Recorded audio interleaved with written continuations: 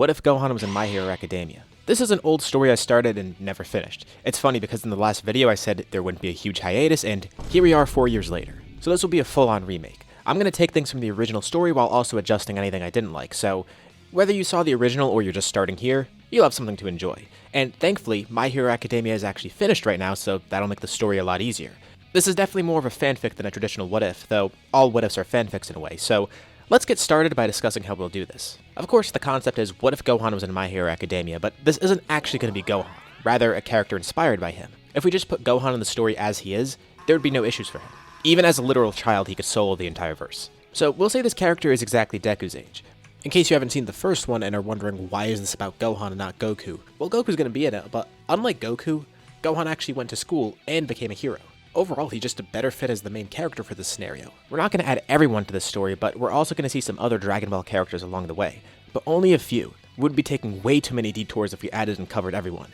Let's introduce you to the two biggest characters here. Son Gohan is entering high school, and he wants to become a pro hero. He has a unique quirk, mutated from the powers of his parents. His mother Chi-Chi worked at a hero agency without the goal of becoming a hero. Her father had her intern under a former pro hero that taught him, and this is where she met her husband. Her quirk is called Ox Princess. She gains power from emotion, deriving major physical strength from it.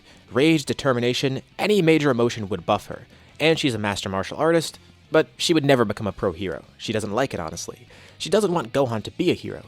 She thinks it's far too dangerous, and she doesn't really like the hero system. Though her quirk is pretty nice, but one downside is that whenever her strength is buffed, it does use up a lot of calories. But as long as she's eating a lot, that counters it. Now her husband, Son Goku, is actually a current pro hero. Very high up, in fact. Chi-Chi is fine with him being a hero because he could handle himself. She just doesn't want her son going down the same path. And Goku's fine with whatever his kid does. Goku learned late into his life that he's from another country, not Japan. He comes from a faraway village, one where a lot of his relatives and distant relatives have a similar quirk with tails. But he's orphaned, and he was raised by his grandpa Gohan here. Goku pursued becoming a hero, partially because of the thrill of it, and to test his limits. But he was pretty good at it, and he's come to like it. He is heroic, and great at his job, but he's not a very altruistic hero, like All Might or something. Not that he's a bad guy, not at all. Goku's the number 5 pro hero. He would be much higher if he had more focus on optics. Public opinion on him is pretty much positive. He's very charming and likable, as well as being viewed as honest and straightforward, and he's really powerful too. But at the same time, people recognize he doesn't care too much about the politics of heroics or being a symbol of peace. He doesn't want fame. He's not always advertising or milking his image dry or something. Plus, he usually works alone, or at the very least, without closely collaborating with others. He has an allure to him though. They know he's not an incredibly serious guy, but he's got a really good heart. He's pretty humble, he has no PR, and he barely even has an agency. His former mentor Roshi actually manages him, and that's really it. And he's acquaintances with most of the other pro heroes, mainly out of necessity. Funny enough, because of his personality, All Might actually likes him a lot, because Goku's one of the most authentic heroes out there. But otherwise, Goku doesn't have a ton of hero friends. Like, his best friend Krillin, for example, ended up becoming a cop instead of a pro hero, despite having a quirk. Goku's strength and his quirk is what carries him far, and Endeavor even views him as a threat. Anyways, Goku was adopted by Grandpa Gohan, a martial artist with a quirk called Extend. He fought with a staff, and with this quirk, he was able to extend the staff. Pretty straightforward, but for a martial artist, it became a really helpful quirk. He could temporarily alter the shape and size of different objects, inanimate ones. Goku also does fight with a staff, but he doesn't have the same quirk. This is a support item that works mechanically. His Nyoibo, aka his power pole. And Goku's such a great martial artist that he's working on a mastery of self-movement, but he's not quite there yet. He's the Great Ape hero, Monkey King, and his quirk is called Dragon Soul. I was really debating what his quirk and his title should be called, but I think this combination here fits in the references that are needed, but it also fits what his quirk actually works like. His has some similarities to Chi-Chi's. At first, he used to gain huge bursts of power when he was enraged, almost like there was a giant ape living inside of him. But during his school years, and thanks to all his martial arts training, he learned how to manifest that power and control the rage, making it his own. He learned his soul actually gives him energy, and depending on his awareness, emotions, or willpower, that soul can grant more energy, which he simply calls ki. Grandpa Gohan found it amazing because it's like the martial arts principles of ki, but in a quirk form. Goku could physically and visibly manifest that energy. Chi-Chi's power is purely derived from emotions, while Goku's is derived from his soul and his spirit, somewhat related to his emotions, but not entirely. When Goku learned the true nature of his quirk, he figured out that it works by charging ki inside of him. Goku and Chi-Chi's quirks work perfectly together, and that was complete coincidence. They didn't get together because of their quirks. They ended up having 2 kids, Gohan and Goten. Now, just to make sure you don't get your hopes up, Goten is not going to be relevant in this scenario, and Chi-Chi will pop up here and there, but she's also not going to be covered as much. I just don't want you to expect everyone to show up here. Anyways, now let's cover Son Gohan. His quirk is called Zenkai Power, a combination of his parents' quirks. granting Gohan ki control similar to his father, but even bigger buffs from emotions from his mother's side. Gohan is very mild-mannered and doesn't really know the extent of his power, but with the two quirks mixing together and working in tandem, combining into this new exclusive quirk for Gohan, his rage grants him power and boosts his ki. Emotions can benefit Goku, but not entirely, while emotions are the main driver behind Chi-Chi's power, leading to what Gohan has. One strange thing about Goku, and now Gohan, is the fact that Goku was born with a tail. A lot of the people in the place where he was from actually were born with tails too. Goten didn't inherit this, but Gohan does. For a martial artist, it's really useful to have an extra limb like that. But Goku's also noticed that it kind of acts as like a beacon for his ki. So Gohan has the same thing. Gohan never deeply worked on martial arts like his parents had, though he has had some decent training. Chi-Chi was more focused on getting him to study, but from time to time she would train him, and so would Goku when he had the time. But anyone who has seen Gohan's quirk before doesn't know the true extent of it, not even Gohan himself. Because Gohan's problem is he subconsciously regulates his power. His emotional spikes are really overwhelming, and he's typically mild-mannered by default, so he never really sees it much. Because of that, he hasn't had much practice controlling it, and he's really afraid of losing control, so he holds his emotions back, and he always fights under his ceiling because of it. Because when Gohan doesn't regulate his ki or his emotions, his power will leak out. This is bad for collateral damage and wasted energy, because just like his mother, it does eat up some calories. But the bigger downside is that when it leaks out, it's going to be damaging the environment around him, which might not always be ideal. Gohan's confident about getting into UA though. He has pretty great grades, thanks to his mom helping him study. And even though his quirk doesn't seem as great as either of his parents, it's still pretty nice. He just needs to practice with it more. And his father is a pro hero, so that's definitely going to help too. It's testing day. Since Chi-Chi was so serious about school, and she didn't want Gohan becoming a pro hero, she sent him to a prestigious private school, so he doesn't know anybody here. That's one area where Gohan's lacking. He doesn't have any friends that are trying to get into UA. As for the physical exam, Gohan has trained for this. He doesn't like the idea of fighting for thrill like his father, but he loves the idea of being a hero, and that's what motivates him to train and fight. He's even already come up with a name for himself.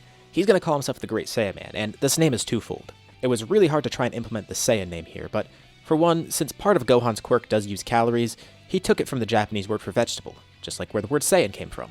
But also, Goku's ancestors come from a group that was called the Saiyans. They're not a separate race or anything, that's just what the tribe was called. Gohan even has an outfit in mind already, and he's practiced some poses too. And during the exam he sees a ton of interesting quirks at play, and weirdly enough, there's one kid who almost looks to be quirkless, like he does nothing the entire time. And he seems to be facing ridicule from the others, and just to give him a push, Gohan does wish him good luck. Gohan also kind of feels out of place here, because a lot of people here do know at least one other person, or they have really impressive quirks that they've trained on a lot. But Gohan's not sure if anyone's going to like him right away because, first of all, he doesn't really have an impressive quirk, at least right now. He's got to make a good impression.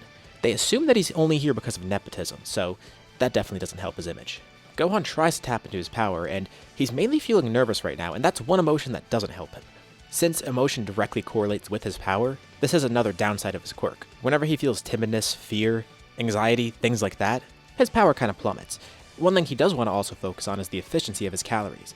Unlike his mother, his quirk doesn't fully rely on his energy from calories. It doesn't have too big of an effect on him, and he thinks this is a downside he could overcome.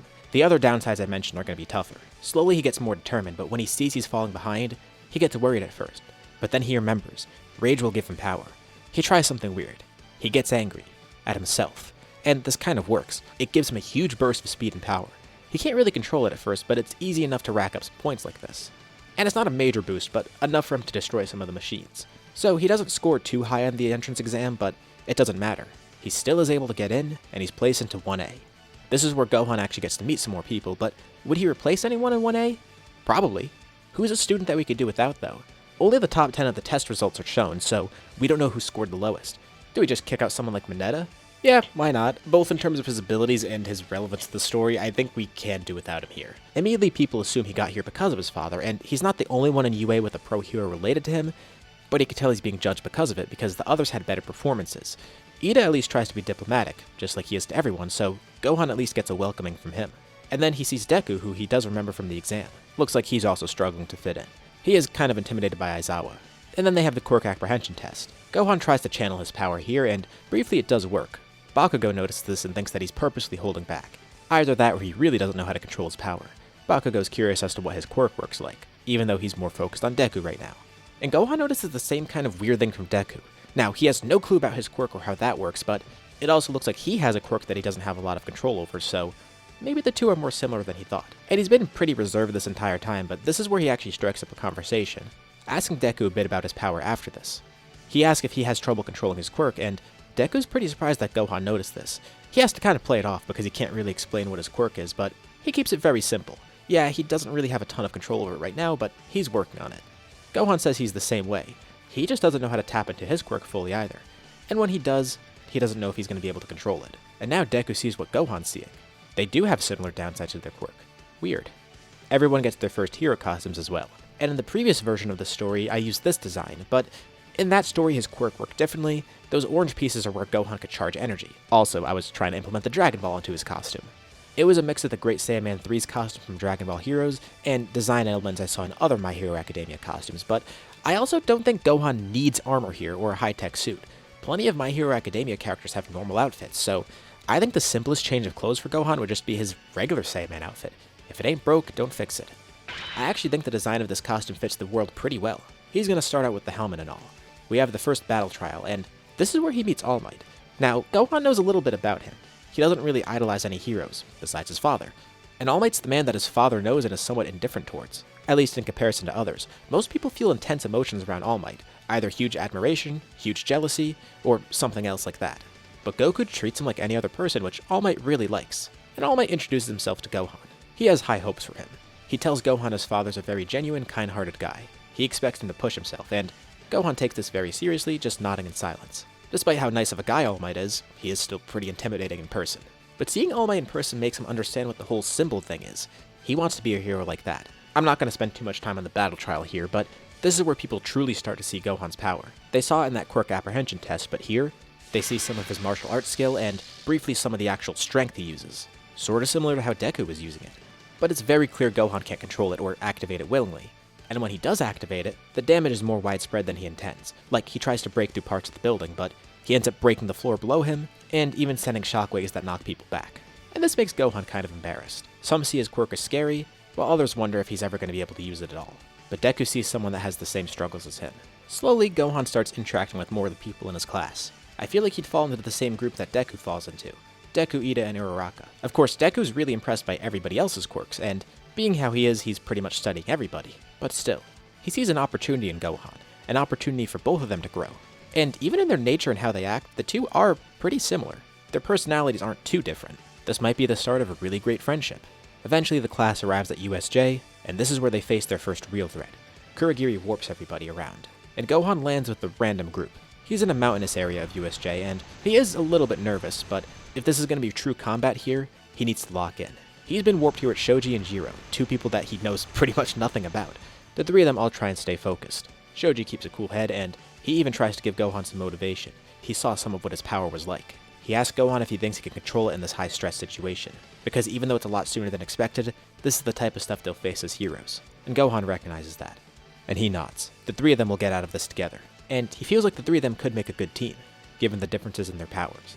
As they figure out what to do next, this is where we'll leave off for now. What'd you guys think about this part? What's going to happen next? Leave your thoughts and ideas in the comments below. I'd love to see what you guys think. As usual, be sure to drop a like and subscribe if you haven't already. It really does help out the channel, and it shows me you want to see more videos like this. Anyways, thank you all for watching, and I'll see you all in my next video.